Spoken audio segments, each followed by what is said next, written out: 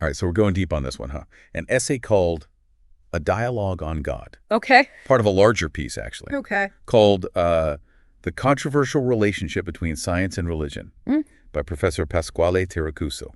Okay. And get this.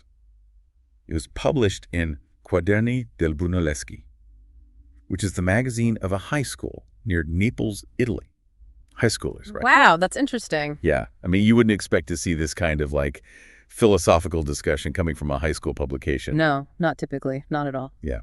So anyway, Professor Terracuso, he starts off by using a scene from this film, Giuseppe Moscati, The Love That Heals. Yeah. It's about this doctor having a deathbed conversation with his old professor, who's a staunch atheist. Yeah. What's really interesting is that the professor, even in his final moments, he's kind of grappling with this possibility of God. He even says to Moscati, perhaps the Eternal Father sent you to set this last trap for me. Like, Yeah. even at the very end, there's this little, like... Yeah, a little bit of doubt creeping in. Yeah. It makes you wonder if even the most committed non-believers, they still have these moments of doubt. Right. Especially when faced with their own mortality, right? Exactly. Yeah. And it seems like Professor Terracuso, he kind of connects with this on a personal level, too. He mentions his own father, who, even though he wasn't particularly religious, seemed to find faith again towards the end of his life. Yeah. It's like when you're confronted with the unknown, your beliefs can really shift, right? Yeah. So getting into the heart of the debate, the essay dives into another scene from the film where Moscati and his professor, they're having this discussion about their completely opposite viewpoints. And it all starts with Moscati's observations through a microscope. I see. Yeah. So they're literally looking at the same thing, but Yeah. seeing it totally differently. And this is where it gets really interesting. Yeah. Because Moscati sees absolutely no conflict between science and faith. In fact, he says that studying science actually strengthens his belief in, and I'm quoting here, a joyous and created intelligence behind the universe. So he's saying that science actually points toward a creator. Exactly. Like the more he learns about science, the more evidence he sees for God. Yeah.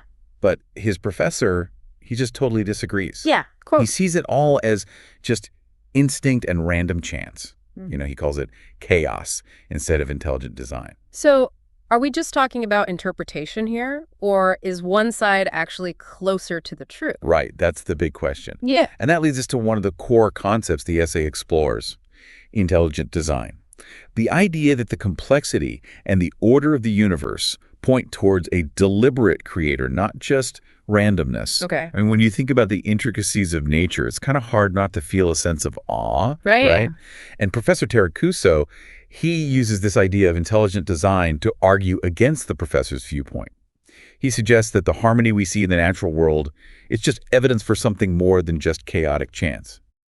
The author quotes Romans 1:20 from the Bible, which states that God's attributes can be understood through his creation. Okay, so now we're bringing in religious texts as well. Yeah. This is getting pretty complex. It is. That's what makes it so interesting. We're dealing with these fundamental questions about the nature of reality, the role of science, and the possibility of a divine creator.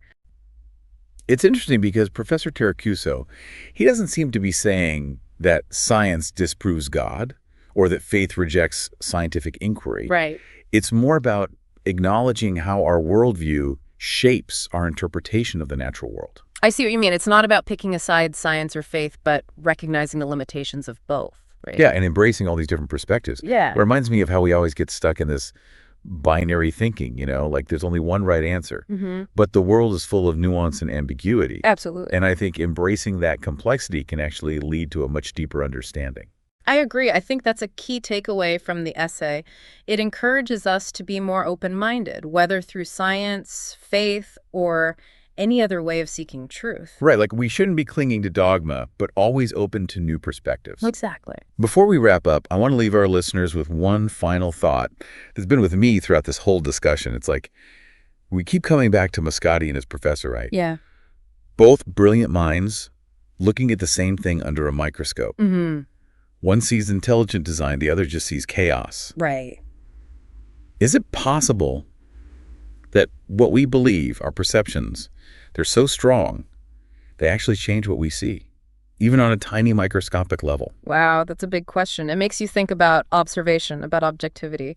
Are we really just neutral observers? Or do we always see things through the lens of what we already believe?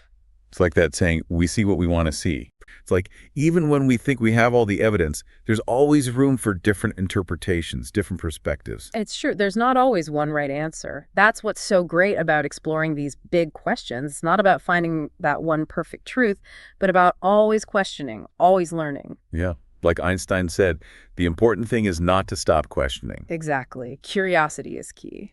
Professor Taracuso, with this essay, he's really sparked that curiosity in me, that's for sure. Yeah, me too. He's making us look at the world in new ways, question what we think we know, and be open to the idea that there's so much more out there than we can even imagine. Definitely. So as we wrap up this deep dive into science and faith, we hope you're feeling that curiosity too. Take a look around, maybe even grab a microscope.